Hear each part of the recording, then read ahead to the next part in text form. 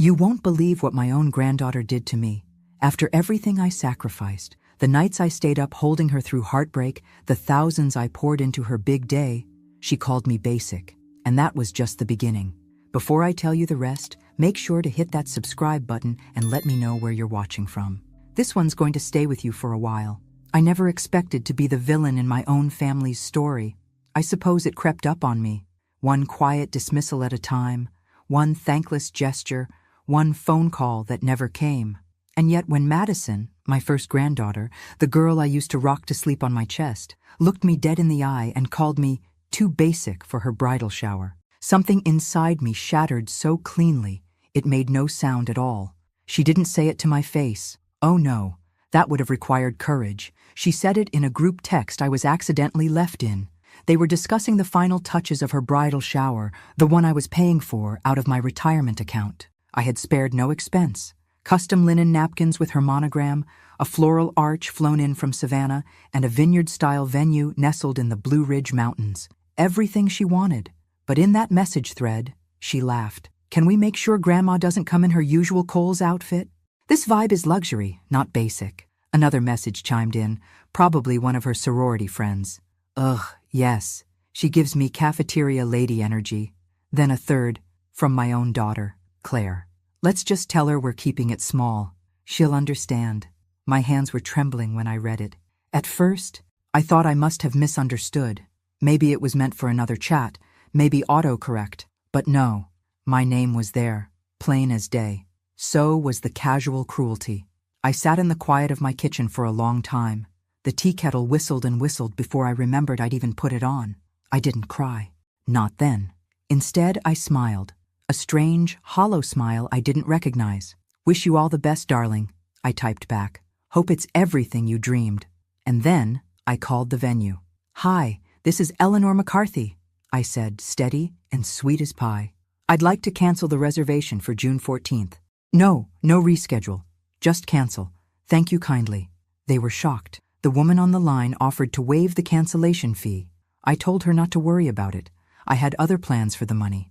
That night, I packed away the guest favors into a box and labeled it for donation. I transferred the refund into the account I used for charity work and sent the full amount to a women's shelter across town. I included a note in honor of all the women who were told they were too basic to belong. I didn't tell a soul. The morning of the shower came with sunshine and a soft breeze. I sat across the street from the now empty venue, sipping iced tea from a thermos and watching the chaos unfold. Cars pulled in one after another. Heels clicked on pavement. Pastel dresses fluttered. And then the panic. Phones were pulled out. Doors rattled. A few angry calls were made. I recognized Madison's voice before I even saw her. What do you mean it's canceled? My grandma reserved this. Call her. She was frantic, embarrassed, her face flushed crimson in the sun. I watched for a moment longer, then stood and walked away. I should have felt guilt. Maybe a better woman would have. But all I felt was a quiet sort of peace, like I'd finally stopped holding my breath after years underwater. Later that week, the calls started coming. Claire first. Mom, what happened at the shower? I wouldn't know, I said, folding laundry with deliberate calm. I wasn't invited. There was a long pause. You didn't have to cancel it. But I did. It was mine to cancel. They didn't say much after that. Just silence, awkward and sharp like broken glass. I didn't expect an apology. Not yet. Maybe not ever. But word got around town. People started asking questions. Eleanor McCarthy? The kind widow who donates turkeys every Thanksgiving?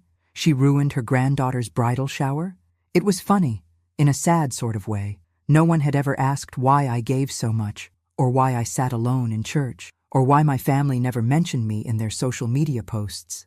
Even when I was standing 2 feet away, they only noticed when I pushed back. That week, I started a journal, not just of what had happened, but everything. The marriage, the lies, the family secrets I'd held onto like fire, burning my palms for decades. Each night, I poured pieces of myself onto those pages. I didn't know yet what I'd do with them. I only knew it was time to stop pretending. I had been quiet for too long, and something inside me, something powerful, was waking up. The next chapter of my life had already begun, and I had no idea just how explosive it would be. The knock came just after sunset. At first, I thought it might be one of the neighbors, perhaps Martha from across the street, bringing over her blackberry cobbler the way she always did when she sensed something was off. But when I opened the door, it wasn't Martha. It was a young woman, early 30s maybe, thin, wide-eyed, with a dusty canvas backpack slung over one shoulder and a camera bag in the other. "Mrs. McCarthy?" she asked, her voice soft but certain. "Yes." I kept the screen door closed. I'd learned to be cautious, especially with strangers who knew my name. "My name's Lily. I'm doing a documentary project on women like you." I raised a brow. "Women like me?" She flushed, looking flustered. "I mean, women over 60 who've, well, been erased by their families, by the system. Women who gave and then were pushed aside. I've been traveling across the South collecting stories. A woman at the shelter in Charlotte gave me your name. Said you saved her life." I felt my breath catch. It had been years. I could still remember the woman she spoke of, Mary Ann. She'd come into the shelter with a baby on her hip and bruises blooming like violets up her arm. I'd held her hand that night, told her she was strong enough to start over. I hadn't heard from her since. I opened the door slowly. "Come in, Lily." We sat at my kitchen table with the floral vinyl tablecloth I'd had for decades, sipping lemon tea while she set up her recorder. She didn't push, just waited, gently, as if she knew I needed time. I told her everything. The first time he lied to me. How it started small, working late, forgetting anniversaries, but turned into bigger things. How I once found a hotel key in his suit jacket pocket, and when I asked him about it, he laughed in my face. "Don't be dramatic, Ellie," he'd said. "You always make something out of nothing." I told her about the night I finally left, not with fury or slammed doors, just quiet resolve. I packed a single suitcase and left my wedding ring on the dresser. He didn't stop me, not even once. Lily listened, like every word mattered. "You were married for 35 years, she asked gently. 35 years, 3 kids, and a lifetime of being invisible." Her eyes filled with tears. And then I asked something I hadn't expected to. "Why are you really here, Lily?" She blinked. "I told you, the documentary—" "No." I leaned forward. "You knew my name, my full name. You didn't just get that from Mary Ann." She looked down at her tea. Her fingers trembled. I'm her daughter," she whispered. "Mary Ann's. You held me when I was a baby. I don't remember it, but she does. She said you gave her the strength to leave my father, said you were the reason she survived." I felt my throat tighten. "I wanted to find you," she continued, her voice cracking. "I wanted to say thank you, and I want to help you tell your story." For a moment, I couldn't speak. I reached across the table and took her hand. "You already are, sweetheart." In the days that followed, Lily and I became fast companions. She stayed in the guest room, filmed our interviews in the garden, the porch, the kitchen where so many battles had been fought and lost. She helped me scan old letters, organize photos, dig up court documents I'd buried deep in drawers. But more than that, she helped me remember who I used to be. Not just a mother or a wife or a grandmother, but Eleanor. Eleanor, who loved poetry, who once dreamed of being a teacher, who danced barefoot in the rain when she was 21 and kissed her high school sweetheart in the back of a red Ford pickup. That girl was still in there somewhere. And Lily, she reminded me that my story wasn't over yet. One night, she came downstairs with an idea. "I want to host a dinner," she said, eyes shining. "Invite your family. Pretend it's for the documentary. We'll say it's honoring the McCarthy legacy. They'll come for the cameras. And then you'll have the floor." I stared at her. "You want me to confront them?"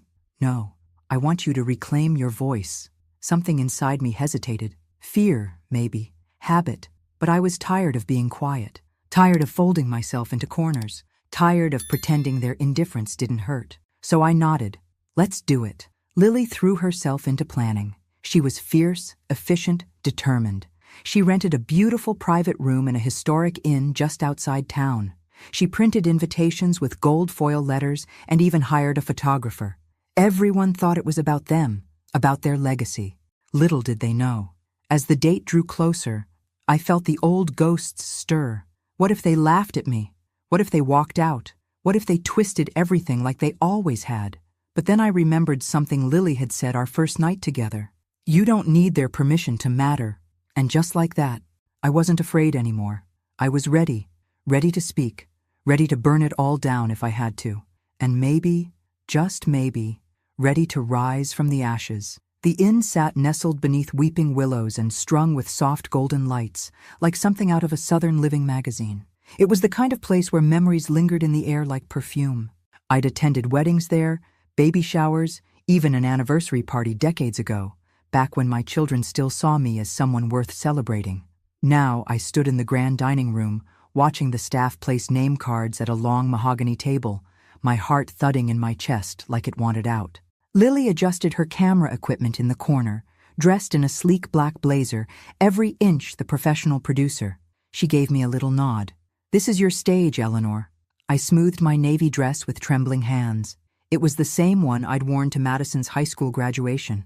Back then, she'd told me I looked elegant. I hadn't heard her call me that in years. The guests arrived in clusters. Claire, my daughter, walked in first, dressed in her usual perfection, pearl earrings, silk scarf, a smile that never quite reached her eyes. Her husband trailed behind her, already texting someone. Madison followed shortly after, laughing too loudly, arm in arm with her fiancé, Evan. She was radiant. I'll give her that. Long waves of blonde hair, flawless makeup, a designer dress that screamed money and youth. She looked around, puzzled for a moment. "Wait, this isn't a restaurant?" she asked, blinking at the setup. "We rented the room privately for the documentary," Lily answered smoothly. "A tribute to the McCarthy family matriarch, a filmed dinner to preserve the legacy." That got their attention. "Oh, how lovely," Claire said, instantly slipping into hostess mode. "Well, we're honored. Aren't we, Maddie?" Madison smiled, tight-lipped. "Of course." The others trickled in. My 2 sons, one with his second wife, the other alone and brooding. A few cousins, old friends, all of them smiling, polite, unaware. We sat down. Plates clinked. Wine flowed. Conversation danced on the surface. Light and meaningless. Claire kept steering the camera toward herself whenever she spoke. And then Lily gave me the signal. I stood. "I want to thank you all for coming tonight," I began, my voice softer than I wanted it to be. "This means a great deal to me." They all turned, surprised. "For years," I continued, "I've played a part in this family that I never auditioned for. I was the quiet one, the provider, the one who stayed behind and made sure there were casseroles in the freezer and Christmas cards mailed on time." I took a deep breath. "But I was also the one forgotten, silenced, discarded. And lately, I've begun to wonder, if a woman gives everything she has to the people she loves and they no longer remember who she is, did she ever really exist to them at all?" There was a stillness at the table. Even the forks stopped moving. Claire chuckled nervously. "Mom, what are you talking about?" "I'm talking about the bridal shower." Madison stiffened. "I paid for everything," I said, turning to her. "The flowers, the food, the venue. I wanted it to be perfect for you. And in return, I was called basic, embarrassing, someone to be excluded." "Grandma, that was a private message," Madison said quickly, her cheeks red. "But it wasn't private to me. I read every word, and I canceled the shower. Not out of spite, out of clarity. For the first time, I saw how invisible I'd become. Silence. One of my sons cleared his throat. "I'm sure she didn't mean it, Mom." "Didn't mean it?" I said, now stronger, the fire rising. "What about the years your father cheated on me, and I kept the family together? What about the holidays you left me alone because your new wives didn't like my casseroles? What about the time I had surgery and no one called to check on me for 5 days?" The room was suffocating. "I stayed silent all these years to protect your image of a perfect family, but I'm not protecting you anymore." I turned to Lily, who lifted a manila envelope from her bag. "In here," I said, "are copies of every letter I wrote to your father during our divorce. The ones where I begged him not to turn you against me. The ones where I warned him what it would do to our children. And here," I reached into my handbag and pulled out another folder, "are photos of bruises, of empty bank accounts, of things I survived while smiling through birthday parties and graduations." Madison was crying now. Claire looked like she might faint. "I didn't invite you here to destroy you," I said gently. "I invited you to free myself." I sat down. My hands were shaking, but I felt lighter, like I'd just set down a burden I'd been carrying for 40 years. No one said a word, until Lily turned off the camera. Then Madison stood. Her voice was soft. "I didn't know, Grandma. I swear, I didn't know. I know you didn't, I said. But now you do. The dinner ended early. No toasts, no more small talk. They left in waves, quiet, subdued. A few kissed my cheek. Most didn't. Lily helped me clean up. Her eyes were glassy. You were incredible, she whispered.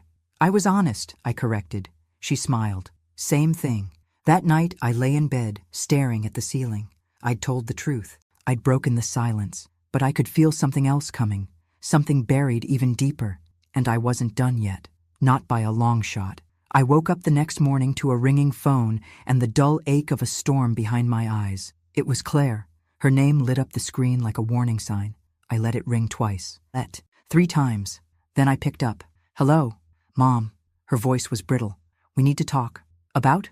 That performance last night, that stunt. I sat up slowly, easing my back against the headboard. You mean the truth? Claire sighed. You humiliated us. On camera. Do you even realize what you've done to this family?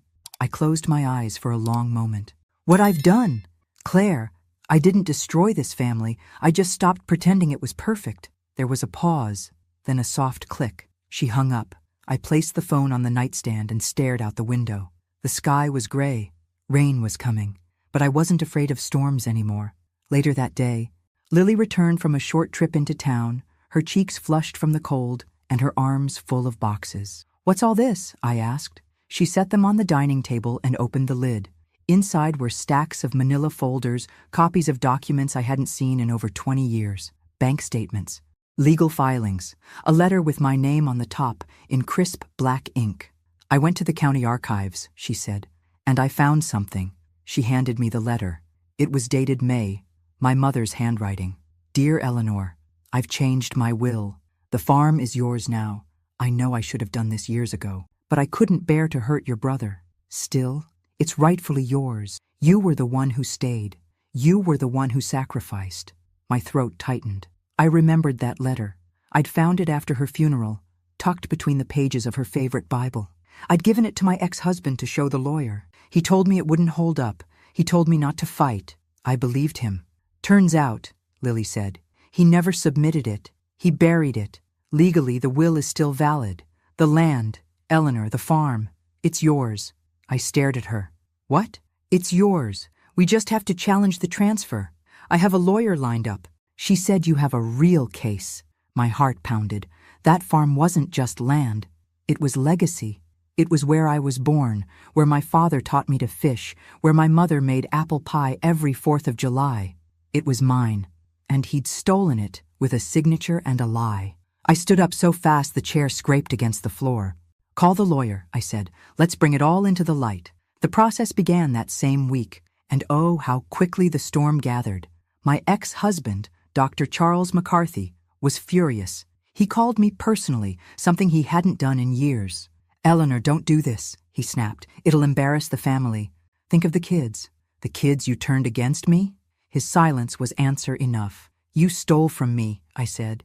You made me feel small for decades, and now I'm taking it back. You don't know what you're starting. I smiled. Oh, Charlie, I do. For the first time in my life, I do. The court proceedings began within the month.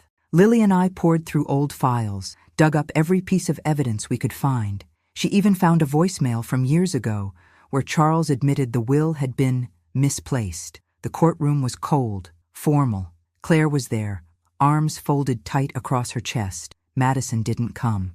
Charles, seated at his attorney's table, looked older, thinner. Not the charming doctor everyone once adored, just a bitter man with too much pride and not enough shame. My lawyer, bless her heart, was fierce. She laid out everything, the will, the timeline, the silence that followed. Then she handed the judge the letter from my mother, the one Lily had recovered. The judge read it, his brow furrowed. Then he looked at me. Mrs. McCarthy, do you believe your late mother intended this farm to be yours? I stood. I don't just believe it, I said. I know it, and I would have fought for it if I hadn't been gaslit into thinking I didn't matter. But I do matter, and I'm not invisible anymore. There was a hush in the room. Then, slowly, the judge nodded. I find in favor of the petitioner. The gavel fell. Just like that, the farm was mine. Lily squeezed my hand so tight I thought it might break. I didn't care.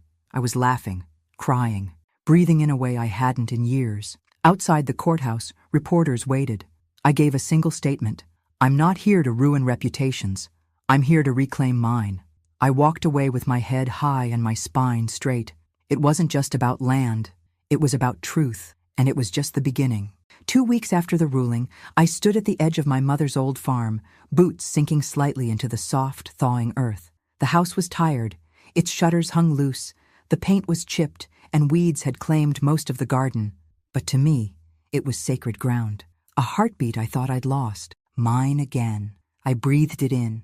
The smell of wild honeysuckle, damp pine, memories. I walked the length of the property line, remembering summers spent chasing fireflies with my brothers, winters huddled by the fire while Mama read aloud from old books, her voice slow and sweet like syrup.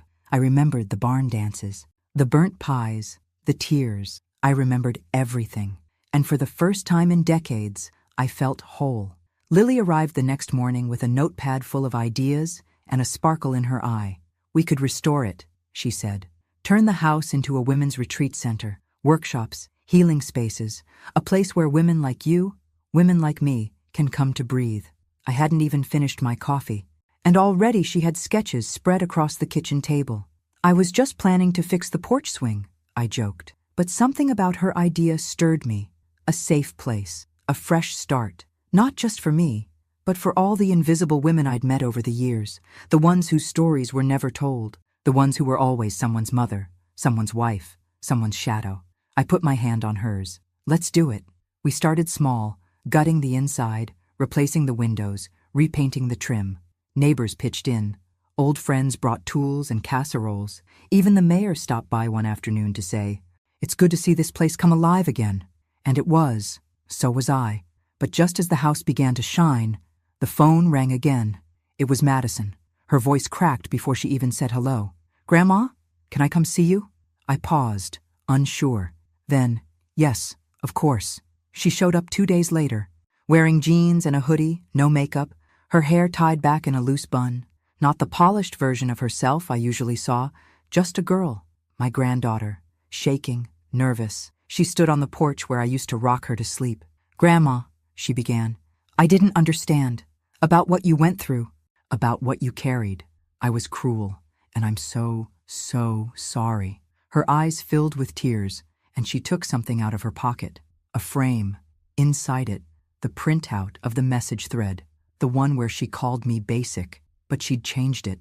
The frame was painted gold, and beneath the glass, she'd written, "I was wrong.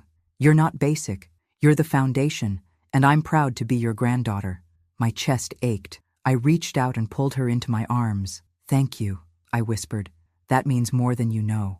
She stayed for days after that, helped with the cleanup, cooked meals, asked questions, real ones, about my childhood, about the marriage, about everything. And I told her, not as a grandmother, not as a victim, but as Eleanor. One evening, as the sun dipped low over the fields, she stood with me by the old oak tree where Mama used to tie ribbons each spring. Madison looked at me, serious. "I've been thinking, maybe I don't want the big wedding, the glitz, the show." "Oh?" I asked, smiling gently. She nodded. "Maybe I just want this, family, truth, a chance to do it right." I said nothing, just took her hand in mine. That night, I found myself dancing alone in the living room. Jazz played from the old radio. My favorite song came on, At Last, by Etta James. I swayed slowly, arms outstretched, tears falling freely, because at last, I was seen. At last, I was whole. At last, I was me. And somewhere in the flicker of candlelight and the soft hum of music, I knew this was just the beginning, and the best was still to come. The morning of the wedding came with the scent of fresh-cut grass and magnolia blossoms, but there was no church, no cathedral, no string quartet playing in some stuffy hall. Instead, the farm was blooming. We'd transformed the space behind the old barn into a garden chapel, draped with linen and wildflowers, where sunlight streamed through trees like God himself had blessed the soil. The oak tree, Mama's ribbon tree, stood tall and proud, wrapped now in white silk and memories. Madison had asked to hold her wedding here, simple, intimate, true. There would be no diamond-studded centerpieces, No rented swans, no influencers pretending to care. Just family, real family, and redemption blooming in the most unlikely soil. Guests began arriving around noon. Neighbors, friends, folks from town who hadn't seen the farm like this since the summer of... There was laughter, hugs, music. I stood at the edge of the porch, watching them settle into white chairs on the lawn. Lily stood beside me, camera in hand, wearing the proudest smile I'd ever seen. "You ready for this?" she asked. I nodded. I've never been more ready. Then, just before the ceremony, a courier arrived with a thin envelope, handwritten, no return address. I opened it slowly, unsure what to expect. Inside was a letter from Charles. "Eleanor, you were right. I never saw you for who you were. I saw a version of you I could control, and when you stopped being that, I resented you. I know it's too late for forgiveness, but it's not too late for the truth. I'm stepping away from the practice. I've sold my share. Enclosed is a check. It's not enough. It never will be. But it's something. I've told the kids everything. Do with it what you will." Charles folded inside was a check for $10. I stared at it, not for the amount, but for what it meant. Not justice, not revenge, recognition. I didn't tell anyone, not that day, not yet. I slipped the letter into my Bible, right where Mama had once hidden her will. 2 women, both betrayed, and both redeemed. The music started. I took my seat at the front, heart full. Then Madison appeared at the top of the aisle, barefoot, no veil, holding wildflowers. She looked at me, not past me, not around me, at me, and she mouthed, "Thank you." Tears slipped down my cheeks as she walked down the aisle toward Evan, who waited with shaking hands and wide eyes. They exchanged vows they wrote themselves, words about trust, forgiveness, humility. Madison spoke about generational healing, how the wounds we inherit don't have to define us, but they do demand our attention. She spoke my name. I dedicate this day to my grandmother, Eleanor McCarthy, for showing me that dignity isn't about appearances, it's about truth. And that love doesn't come from perfection, it comes from courage. The crowd stood in applause before the kiss even came. After the ceremony, Lily handed me a small envelope. "What's this?" I asked. "It's from the State Film Commission," she said. "They want to fund the full documentary. They loved the footage. They want to call it Basic No More, the story of Eleanor McCarthy." I laughed through my tears. I couldn't have written a better ending.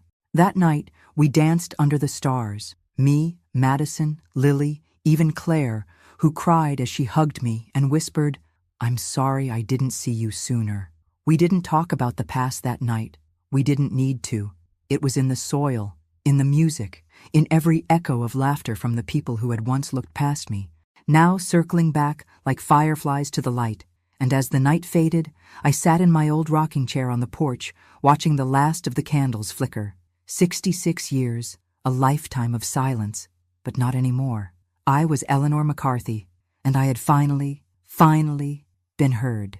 2 months later, the ribbons returned. We started tying them again, me and Madison, just like Mama used to do every spring. But this time, each ribbon carried a name, a woman we'd helped, a life touched. There was Angela, who came from 3 towns over, fleeing a husband who'd made her feel worthless. There was Margot, 72, who'd never learned to drive because her late husband said she wasn't smart enough. There was Jenny, just 24, whose mother had cast her out for speaking her truth. They came to the farm with nothing but stories and left with something more, dignity. We called it the Ribbon House, a place for women to write new chapters, no matter their age, their wounds, or the silence they'd endured. Lily handled the outreach. Madison helped with grant applications. And me? I welcomed each woman at the gate, every time, with the same words, "You belong here." One afternoon, while Madison planted lavender near the porch, she turned to me and asked, "Do you ever wish things had gone differently?" I looked out over the fields, golden in the late light. "I used to," I said. "But if they had, I might never have found my voice, and you might never have found yours." She nodded slowly. "I'm proud to be your granddaughter." Tears stung my eyes. "And I'm proud to be your legacy." That night, I found Lily sitting under the oak tree, her camera in her lap, staring up at the sky. She looked peaceful, tired, fulfilled. "They accepted the documentary into Sundance," she said softly. "We're going, all of us." My heart skipped, not because of the prestige, but because my story, our story, was going to reach women far beyond these fields, women who still sat in silence, women who still believed they were too old, too plain, too broken to rise. "They're going to hear your voice, Eleanor," Lily whispered. I reached for her hand. "They're going to hear yours too." On the morning of the premiere, I stood before a mirror in a modest hotel room in Utah. I wore a navy blue suit, pearls from Mama's old jewelry box, and a heart filled with every version of myself I'd ever been. Young, scared, silenced, and finally, free. We walked the red carpet as a trio, Lily, Madison, and me. Cameras flashed, people clapped, but all I could think about were those ribbons swaying back home. The film played in a packed theater. There were tears, applause, a standing ovation. But the moment that stayed with me came during the Q&A, when an older woman with silver curls and trembling hands stood up from the back row. "I haven't spoken to my daughter in 20 years, she said, her voice cracking. "But tonight, I think I will." I met her eyes, and I knew. This was the reason. This was the miracle born from years of heartache. This was redemption. When we returned to the farm, I found a letter waiting on the porch swing. No signature, just 6 words in delicate handwriting. "I see you now. I'm sorry." I pressed it to my chest and smiled through my tears, because I was no longer waiting to be seen. I had already become the woman I needed, and now I was helping others do the same. So I tied one last ribbon on the oak tree, bright red, the color of fire, of courage, of rebirth, and on it I wrote, "Eleanor McCarthy, survivor, matriarch, free."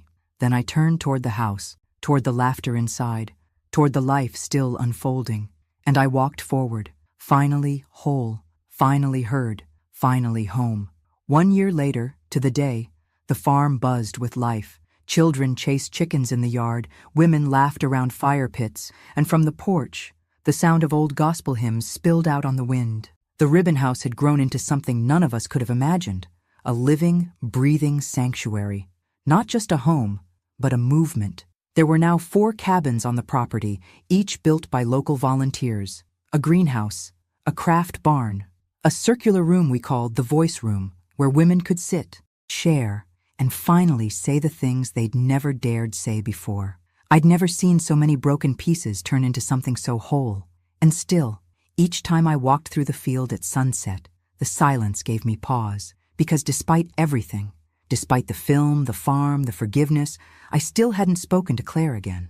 Not since the wedding, not since she walked away, too ashamed or too afraid to come back, until one evening, as I was locking up the community pantry, a familiar car pulled into the driveway. Claire stepped out. No designer scarf, no pearls, just jeans and a windbreaker, and a look on her face I hadn't seen in decades. Vulnerability. She didn't speak right away, just stood there, taking in the land she'd grown up on and forgotten. "Hi, Mom." I swallowed hard. "Hi, Claire." She came closer, hands trembling. "I've watched the documentary, twice, maybe 3 times. I couldn't believe what I didn't see, what I refused to see." My voice was gentle. "You were a child, Claire." "No, I was an adult. I had children of my own. I chose convenience over truth." She reached into her coat pocket and pulled out something small, a folded, aged photograph. Me, holding baby Claire in front of the old farmhouse. I was smiling, radiant, tired. "You were everything I needed," she whispered. "And I let him take that from you. I let us take it from you." Tears filled my eyes. "You can't change the past, baby," I said, taking her hand. "But you're here now." She nodded, crying. "Do you think I could volunteer here? Maybe help in the kitchen?" "I can cook." I pulled her into my arms, burying my face in her shoulder like I did when she was 5 and afraid of thunderstorms. "You don't have to ask," I said. "This is your home too."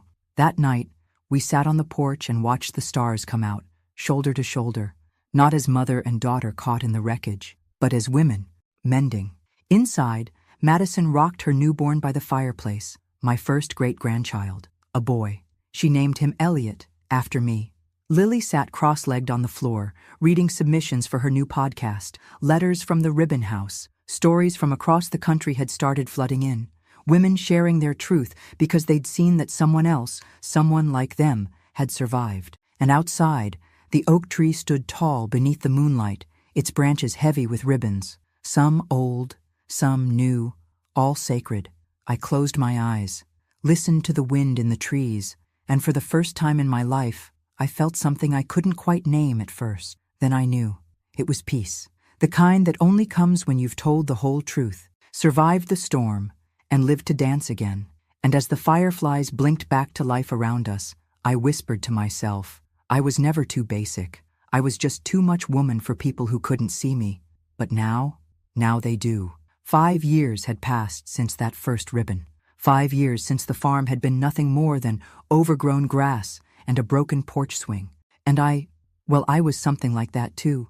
But standing there now, watching families spill across the lawn, watching the sun glint off silver hair and children's laughter weave through the breeze, I knew one thing for sure. Every moment of silence, every cracked heart, every slammed door had led here. I'd just returned from Washington, D.C., of all places. The Ribbon House Initiative had been recognized with a national award for community healing. Lily had spoken on stage with tears streaming down her cheeks. Madison sat beside her with baby Elliot on her hip. And me? I stood behind them, hand over my heart. Never prouder. When we returned, the whole town welcomed us with banners and pies and more hugs than I could count. The local paper dubbed it the redemption of Eleanor McCarthy. But I wasn't looking for redemption anymore. I was looking for legacy. One afternoon, I walked out to the oak tree, the oldest one on the farm. The wind was soft, the air thick with jasmine, and as I touched one of the ribbons, a thought struck me. I wanted to leave behind more than memory. I wanted to give voice to every Eleanor who ever lived in shadows. So I began writing my book. I called it Ribbons in the Wind, How I Took My Life Back at. It poured out of me like a river, decades of silence, reshaped into strength. I wrote about Charles, about Claire, about the lies and the losses, and the moment I stopped asking for permission to be seen.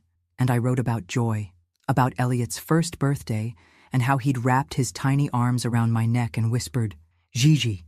About Madison giving a talk at a women's conference and saying, my grandmother's fire saved us all. About Claire, standing in front of a group of survivors at the farm and sharing her own story of healing, voice cracking, finally free. The book hit shelves the following spring. It became a quiet bestseller, but more than that, it became a lifeline. Letters arrived from Kansas, New Mexico, Ohio, women in their 60s, 70s, even 90s, telling me they'd walked out of bad marriages, reconnected with estranged children, started painting again, started living again. One woman wrote, your story didn't just change my life, it gave it back to me. I kept each letter in a box I called the Second Chances drawer. Then, one morning in late autumn, as golden leaves danced around the porch, I got a knock on the door. It was Charles, older, stooped, holding a bouquet of white lilies. I know I don't deserve a minute of your time, he said, his voice trembling. But I wanted to tell you in person, I was wrong. About everything. I looked into his eyes and saw the man I once loved, and the man who had failed me. Both. I forgave you a long time ago, I said softly, but I'll never forget what you taught me. He nodded, eyes misty. And what was that? That I never needed anyone's permission to matter. He placed the flowers in my hands. Goodbye, Eleanor. Goodbye, Charles. I watched him walk away, not with bitterness, but with closure. And that night, beneath the stars, I sat beside Lily and Madison and little Elliot as we tied one final ribbon to the tree, bright white, the color of truth. It read, she rose in silence, and the world finally listened. I smiled at them. At this family we'd built from brokenness and light, and I knew, not every story ends in tragedy. Some end in triumph. Mine did. And I wasn't just heard, I was honored. At D they told me I was too basic. At I was legendary. The day I turned 72, the sky opened up with the kind of slow, golden rain that feels more like a blessing than weather. There was a party, of course, Madison insisted. Tables lined the front lawn of the Ribbon House, each covered in white lace and vases of wildflowers. Women from all over the country flew in. Guests hugged, laughed, shared stories of healing and courage like sacred rituals. But this year, something was different. I didn't feel like a guest of honor. I felt whole. The speech was simple. I stood before them, holding Elliot's hand. He was 6 now, bold and wild and sweet. I spent most of my life thinking my story was too quiet, I told them. Too simple, too basic, laughter rippled. But what I know now is that the world is built on women like us, women who survive, who rebuild, who hold up generations and never ask for applause. Applause came anyway. After the cake had been cut and the sun began to dip behind the fields, I slipped away to the oak tree, barefoot and smiling. There was one ribbon left to tie, red velvet, soft but strong. On it in silver ink I wrote, "For every woman who thought it was too late." As I knotted it around the branch, I looked up at the ribbons dancing above me, hundreds now, a forest of stories. Then I sat on the old bench beneath the tree, the same one where I used to cry. Only this time, I closed my eyes and gave thanks for the betrayal, for the silence, for the fire, because it all led me here. And here, I was not just alive, I was eternal. Eleanor McCarthy's name was no longer a footnote. It was a force. It was a lighthouse. It was a legacy. And as the wind sang through the branches, I leaned back, laughed softly, and whispered to the sky. I was never too basic. I was a storm in a teacup, and they just weren't ready. Now they are, and they'll never forget me. It was early morning when the letter arrived. Thick cream paper, no return address, just my name, written in elegant script that trembled slightly with age. I opened it slowly, the way you open something you know is about to shift the ground beneath you. Inside was a single line. "My name is Margaret. I'm your sister." I froze. No sound in the kitchen, no breeze. Even the ticking clock seemed to pause. Margaret, a name I hadn't heard since I was a child. A ghost, really. One whispered in hushed tones, buried in family silence. My mother once wept in the garden and said, "There are some things too heavy to speak of, Ellie." I never pushed. I never knew. Until now. I read the letter again. They told me you died at birth. I believed it for decades. Then I saw your name in a magazine, read about the ribbon house. I knew. You look like Mama. You sound like me. Eleanor, I'm your twin. My knees buckled, and I sat hard at the kitchen table, heart pounding like 1,000 old doors flying open all at once. I spent the day in a daze. I pulled out family photos, scrutinized every face, every whisper of resemblance. How could this be true? How had this been hidden? Then I remembered something my father said once, during one of his rare tender moments. You were never meant to be alone. That night, I called the number she left. It rang twice. Then a voice answered, shaky, breathless. "Ellie?" And just like that, everything realigned. She was real. She was mine. We talked for hours. Our childhoods, our mother's pain, the way fate had kept us apart, and then brought us full circle. She'd lived in Oregon her whole life, never married, no children. A quiet life, always feeling like a part of her had been missing. I invited her to the farm. When she arrived, the moment was nothing short of divine. Two women, weathered and wise, staring into a mirror neither knew existed. We hugged for a long time. No words, just tears, just time healing what time once stole. Margaret now lives in the guest house by the garden. We spend our mornings in rocking chairs, trading stories we didn't know we shared. She ties ribbons, too, one for every year we lost. And the last ribbon, gold, shimmering, defiant, reads, "Even time can't stop the truth." I never thought I'd find new family at 72. I never thought my life would open even wider. But here we are, still becoming, still rising, still proving that the best stories are the ones that refuse to end when the world tells you they should. And mine has only just begun again. Thanks for listening. Don't forget to subscribe and feel free to share your story in the comments. Your voice matters.